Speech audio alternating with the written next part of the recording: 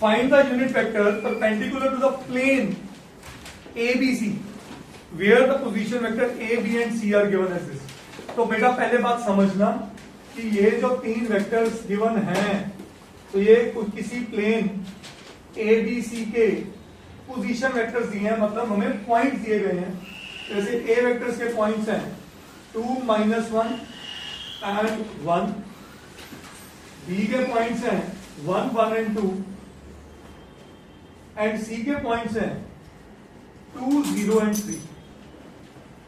अब वो क्या कह रहे हैं, find a unit vector perpendicular to the plane ABC where the position vector A, B and C are given as this.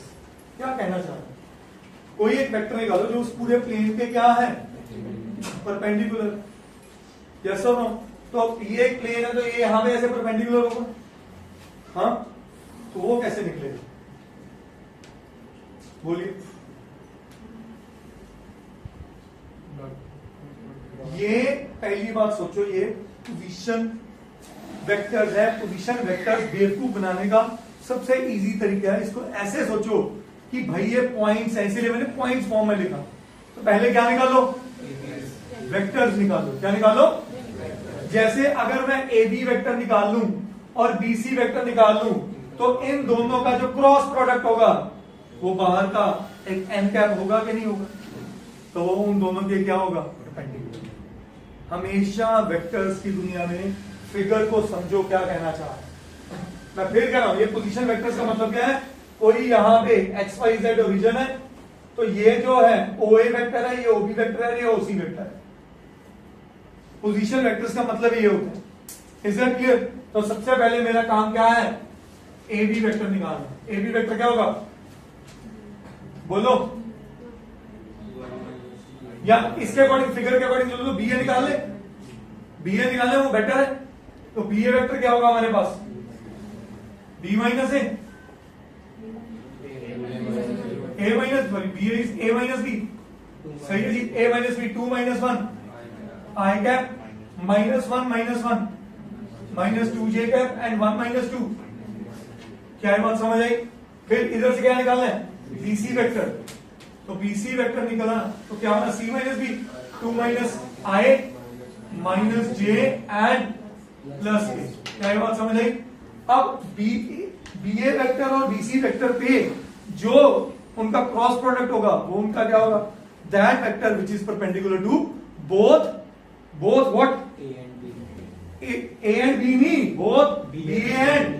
तो BA एंड BC के जो वेक्टर को रिप्रेजेंट करता है इसको क्या बोलते थे, याद है, इसे बोलते थे वेक्टर्स BA एंड BC का प्लेन.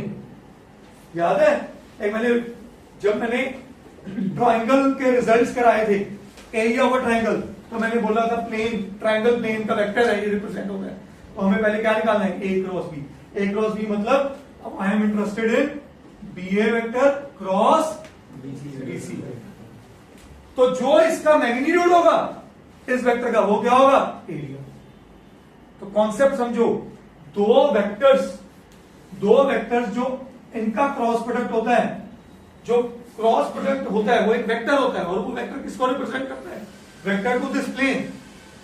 और उसी को अगर उसके मैग्नीट्यूड से डिवाइड कर दें वो बन जाता है उसका यूनिट वेक्टर.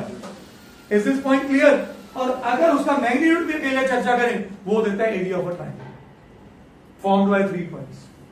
तो ये आपको समझना है कि आपको मांग क्या रहा, वो मेरे को मांग रहा है find the unit vector perpendicular to this plane.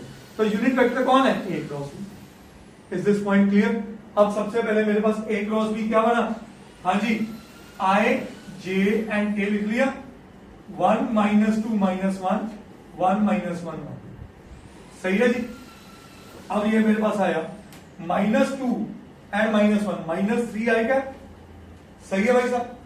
Minus J में लगा 1 + 1 2, तो -2 K cap and sorry J cap and K में आया -1 एंड +2 + K. क्या ये बात समझ आई.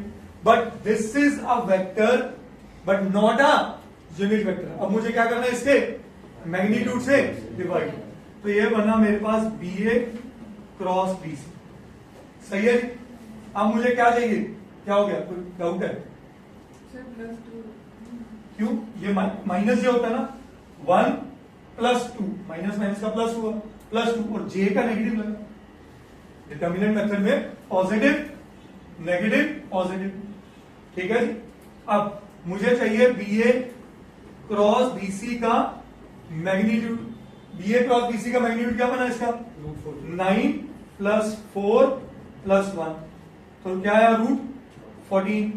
Is that clear? तो हमारे पास रिक्वायर्ड यूनिट वेक्टर क्या बना, रिक्वायर्ड यूनिट वेक्टर क्या बना बेटा, हाँ जी, -3/√14 I cap, -2/√14 J cap and 1/√14 K cap, and that's my answer।